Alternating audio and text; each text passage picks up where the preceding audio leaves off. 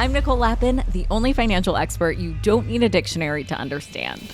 It's time for some money rehab.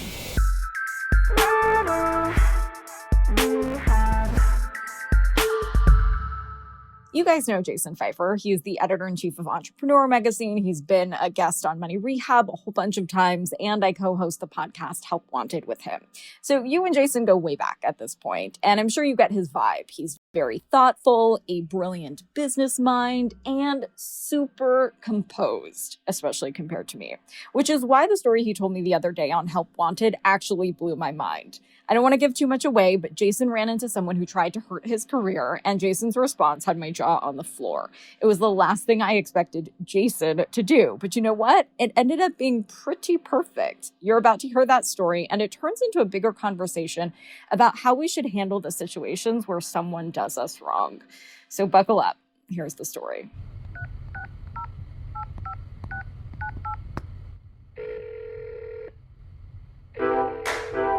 This is Help Wanted, the show that tackles all the big work questions you cannot ask anyone else. I'm Jason Feifer, editor-in-chief of Entrepreneur Magazine. And I'm New York Times bestselling author and money expert, Nicole Lappin. The helpline is open. Nicole, I'm sure the answer is yes, because the answer is yes for everybody in the world, but has someone done you wrong in your life? I would love to meet the person for which that answer is no. Have you ever seen somebody that maybe you didn't plan on ever talking to again, or that you carry a lot of emotional weight with, and you had to decide what to do about that? Do you confront them? Do you just leave it alone? Are bygones bygones? What had happened, Jason? This is real fresh. I just want people to understand listening to this. We had scheduled a recording session for our show on a Friday. And then a few hours ago, this thing happened that I'm about to tell you about. And I just figured I'm just going to tell it to you live. So some background that you know that I'm going to inform the listeners of that I'm going to have to be somewhat vague about for reasons you'll understand in a second, is that the most traumatic experience of my life was being sued. And it was awful. And I'm still not entirely sure what I can and can't talk about. So I'm not going to talk about it much, but except to say that it was incredibly awful and it went on for years. And I lost a lot of sleep and money, and it was terrible. And it was resolved a couple of years ago. It has been years. And I don't think about it that much anymore. But, you know, the weird thing about a moment like that is there's kind of not like closure. At some point, something happens, some sort of administrative thing happens, and there's this collection of people, your lawyers, their lawyers, all these people that you have a lot of feelings about. And then suddenly they all disperse. That's right. It's like a piece of paper is signed and everybody goes away. And that was a weird thing, but that's fine. And that was years ago. Today, 3 hours before this recording, I am walking down the sidewalk in Manhattan. And I am actually leaving a voice memo for a friend who I was giving some advice about public speaking on. She's doing some speaking, and I had some thoughts for her. And so I'm just kind of walking down the sidewalk and enjoying the nice spring day in New York and talking about my advice for public speaking. And then I'm going to pass this person on the sidewalk. We're going to walk right next to each other. And this person looks at me and then looks away. And I immediately recognize them as the lead lawyer for the guy who sued me. I have sat across a table from this guy. I did it for years. I fucking hated that guy. That guy tried to ruin my life for years. And he was so obnoxious and so aggressive. I remember sitting at tables and like thinking, can I telekinetically make this pen fly into his eye? Like, I just fucking hated this guy. Wow. It turns out I do not have telekinesis. It's very unfortunate. And there he is. I haven't seen him in years. And, you know, you only have a split second to react to someone. I don't know, Nicole, that you have ever seen me angry. We've known each other for years. I don't get angry. But I was like, I can't just walk past him and be like, oh, that was funny. So what I did was I just said his name in the most menacing way possible. I'm not even going to say I'm just going to pick his name. His name is not Steve. So I'm just going to say it's Steve. I was like, hey, Steve. Like, it's just like the... I'm sure he was petrified. Just in like the most menacing way possible. And we kept walking, but now we are turned around and looking at each other. And I can tell he knows who I am. And he's like in a suit. I presume he's on the way to meet a client or something. I don't know what he's doing. And he's looking at me and he's clearly trying to figure out what he should do. This all happens really fast. I have like a second to think about what to do here. And I thought I have 3 options. Well, I guess I have 4 options. Number 1 is that I don't do anything. I've already said, Steve. Pens in eyeballs better be another. Can't wait. Violence was not one of the options. My options are all within the realm of what is not going to lead to another legal battle. Smart. So my options were don't do anything, go over and like say hi. What would we even talk about? I don't want to hear his voice. Number 3, scream, like, yell something at him, like insult him, make a scene on the sidewalk. This man tried to ruin, I don't know. Or number 4, which is what I did, which is that I just flipped him off. No, you didn't. Yes, I did. I just raised my hand and I gave him the middle finger and I held it for a second. He saw it. And then I turned around and walked away. Jason, I have never been more proud. I'm dying. I didn't even think that was going to be on your top 100 options to do. Okay, Jason. Did he see it? Oh, he saw it. And then what happened? As I was turning around, the way that I was thinking about it was there's only one thing that I have to say to you. If there's anything open in the relationship that we have together, the closure is for me to deliver a single message to you. And that message is fuck you. Is there anything else to say to this person? That was the message. It was delivered. Was it reciprocated? It was not. He just seemed to absorb it and then turned around and kept walking, I think. It all happened very fast. But I would say that I flipped him off. I held it for a second. And then I started to turn around, and I think that he started to turn around, and we walked our separate ways. And then very weirdly, because I was still recording this voice memo to my friend, I was just going to ask. Did you keep going? Yeah. My friend had already known about the lawsuit. And then I just explained what happened. I got to process it in real time in this voice memo. It's the craziest. Can we play some of it? Maybe a little. We have to go back to the scene of the crime. All right, we'll play a tiny bit. Holy shit. Was that the right thing to do? I think that was the right thing to do. What else was there to do? Fuck that guy. Jesus Christ.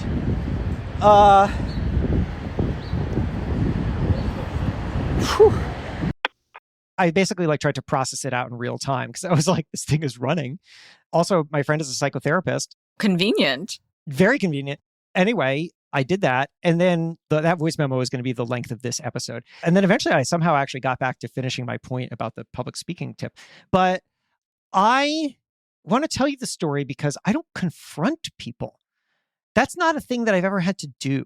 Not because I'm afraid of confrontation, but because if I have to do something, I do it. But it's never personal.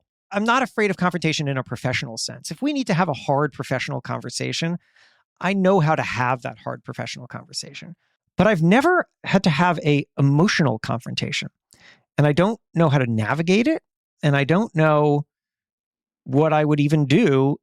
And the one data point I have is what happened about 3 hours ago. I was shaking a little bit afterwards, but then I started to think about it and process it. And I was like, you know what?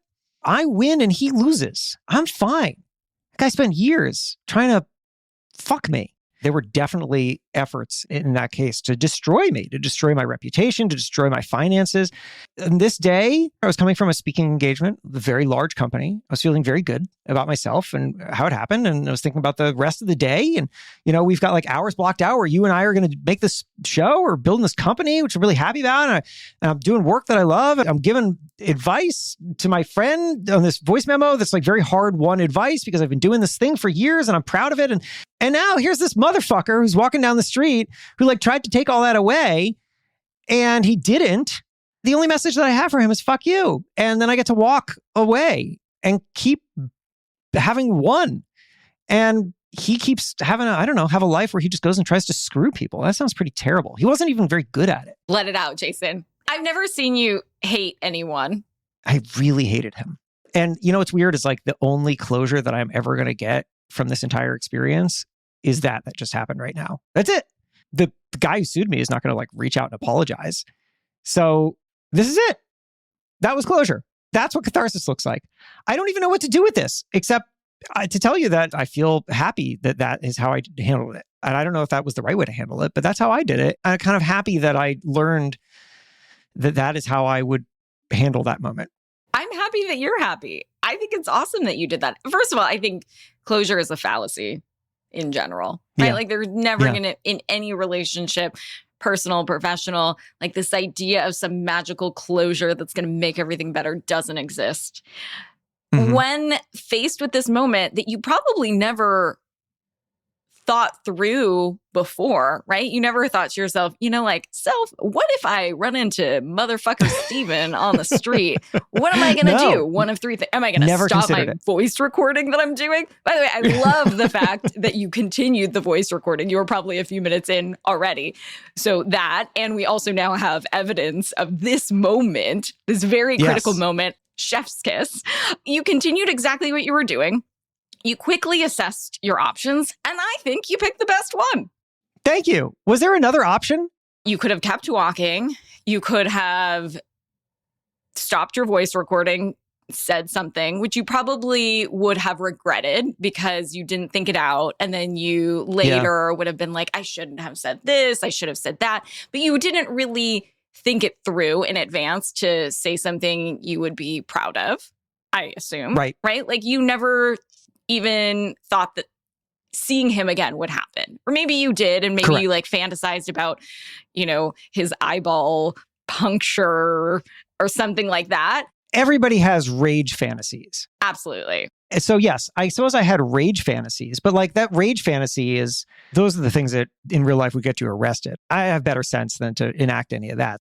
You are not a violent man. And it's really hard to do those things in person.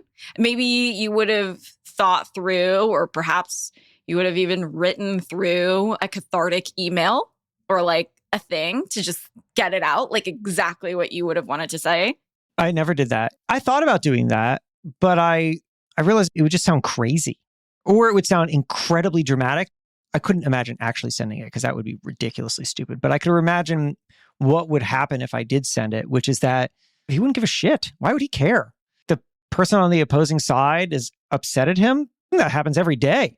So what am I going to say that's going to make him like crumble and cry? I don't think that I have anything that I could say. I don't think that there were words that I could use that would accomplish anything.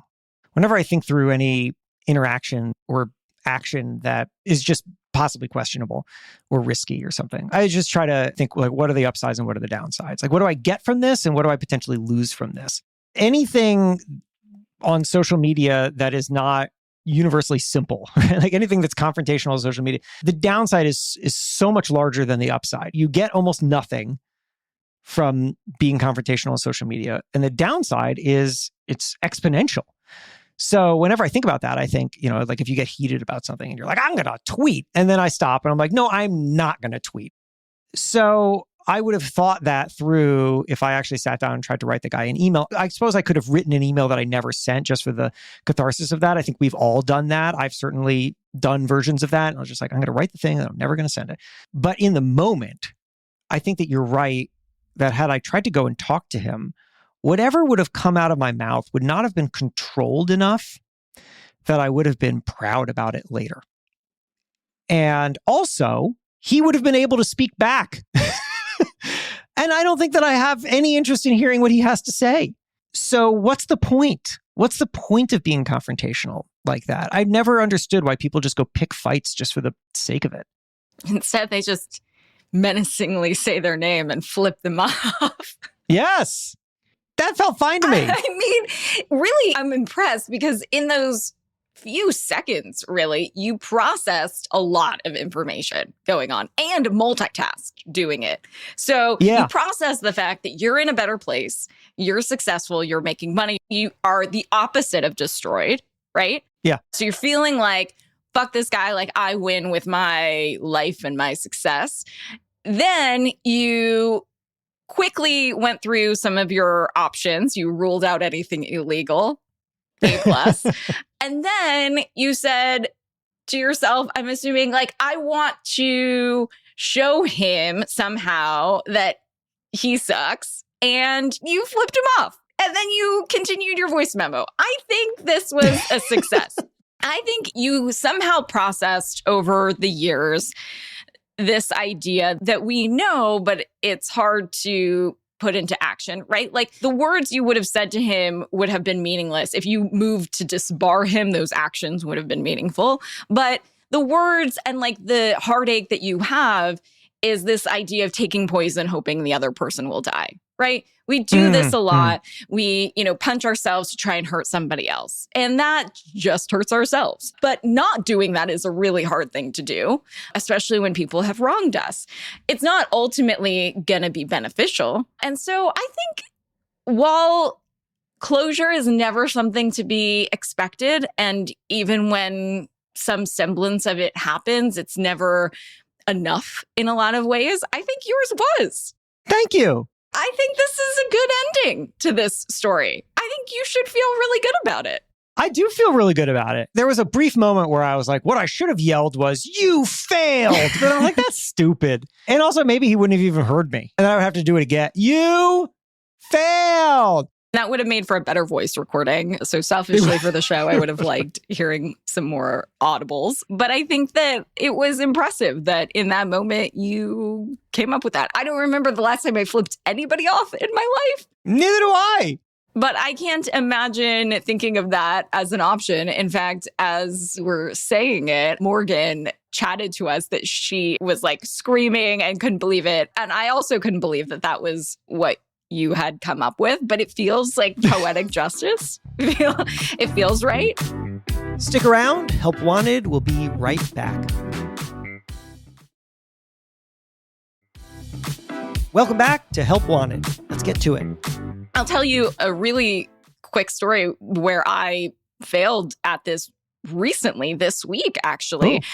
There was a conference that I was at. Morgan and I both went to Miami. And of course, we're trying to build the aforementioned company and make it successful and trying to, get business. And we were invited to like a high-level marketing conference in Miami last minute. And we went. And as I was saying, like, you know what? Yeah, let's go. Let's do this. Last minute, take advantage of the opportunity, book the things, buy the ticket, take the ride.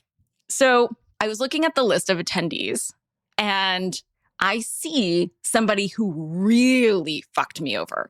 Like really in a deep, painful, visceral, like personal way. Whoa. And how long ago? In the beginning of the pandemic. All right, pretty fresh. And I was like, oh, I haven't thought of this motherfucker in a really long time. But here he is. He is speaking at this conference.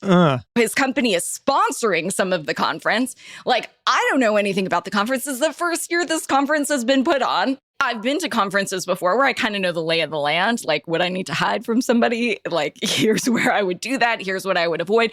And so I thought to myself, like, do I not go to this conference? And Morgan and I codenamed him Voldemort. You could also go with Steve. Sure. Let's say Steve, too, was there. So would not going and potentially missing out on my success and my business opportunities be the right thing to do? Reluctantly, I rolled that out. Then I thought, I'm going to run into him. Like, I don't know how many people are in this conference, or like, is it small groups, speaking, small dinners? Like, I don't know, but I'm assuming I'm going to see him. And then when I do, what am I going to say to him? And so I had more time than you did to think through this. Right. And some of my options were like, he would say something like, nice to see you. And I would say like, it's not nice to see you. Or like, yeah, right. Take that. That makes one of us. Right, that's the problem with these confrontations. There's like no good biting commentary. Totally. And it never happens how you imagine it. So like maybe he didn't say that. And I was like, fuck, now what do I say? Or maybe I say something like, life is long, the world is small. Or like, I don't know. Like, what does that mean even? Like, and is that going to help me? Am I going to chicken out saying that? And is it going to come across the right way? Right. It's not a movie. There's no dramatic music and no dramatic lighting. It's not paced properly, and whatever you say is uncontrollable. So I'm like dreading this moment.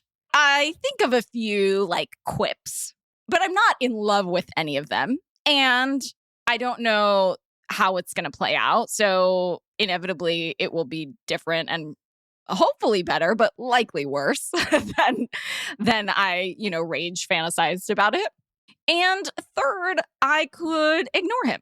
Mm-hmm. I could duck out, which is ultimately what I did when I saw him and his ugly ass self from a distance. The list of people that I hate is not long. Like, really, who have done bad things to me. And so I then just felt like the best thing for my mental health and the best thing for the overall experience net was to just avoid this guy. Mm-hmm. And to just say, like, Voldemort is like at 11 o'clock, like, we're going to go to 4 o'clock or whatever. I never know those like orientations, but I'm going to go the other way. And I did that 3 times. I saw him from a distance. And one time it was very, very close. Going to the other side of the room didn't lessen my experience, but it didn't worsen my experience, which seeing him or going in the same direction to increase the likelihood that I would see him likely would have worsened my experience. So that's what I decided. I think that was a great decision. And you know what it made me think about was how long does someone get, this is a very internet-y phrase, how long does someone get to live rent-free in your head? Because for both of us, Steve and Steve too, they're characters in our lives, but they're not somebody that, I mean, I'm not waking up every day actively thinking about that lawyer. And I assume you're not actively thinking every day about this person who screwed you over. But if we have some kind of sustained, awkward interaction where we feel like we didn't accomplish everything that we wanted to, they're back in our heads. We're going to start ruminating about it. We're going to want like another round, which is never going to come. We're going to revive the monster, like the monster that was in our heads back when they were actively fucking us. Fucking us over. Sorry, good clarification. That lawyer for a very long time was someone I thought about a lot because I had to deal with him every fucking day. And now I don't. I remembered his first name. I actually took a while for me to remember his last name. I have it now.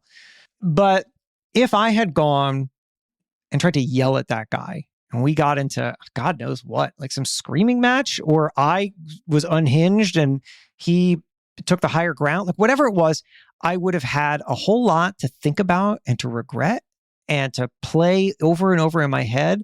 And then that motherfucker is back in my head for some amount of time before I can finally move on from him again. And that just doesn't seem worth it. We all have just a fixed amount of bandwidth in our heads.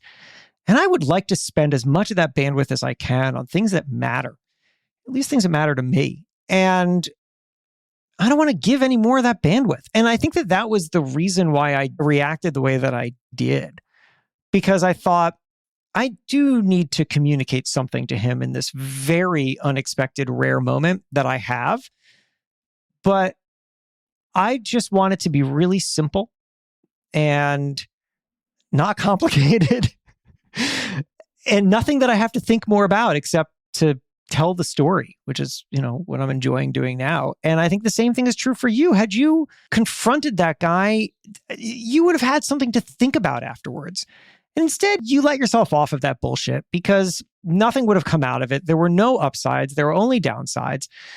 And now you don't really have to think about it. It happened. It was a thing. I assume the only reason you thought about it is because it's related to the story that I'm telling you. It's not like you woke up this morning and you're like, maybe I should have said something. You're right. It's not part of the active thing that you're thinking about. And that's what matters, I think.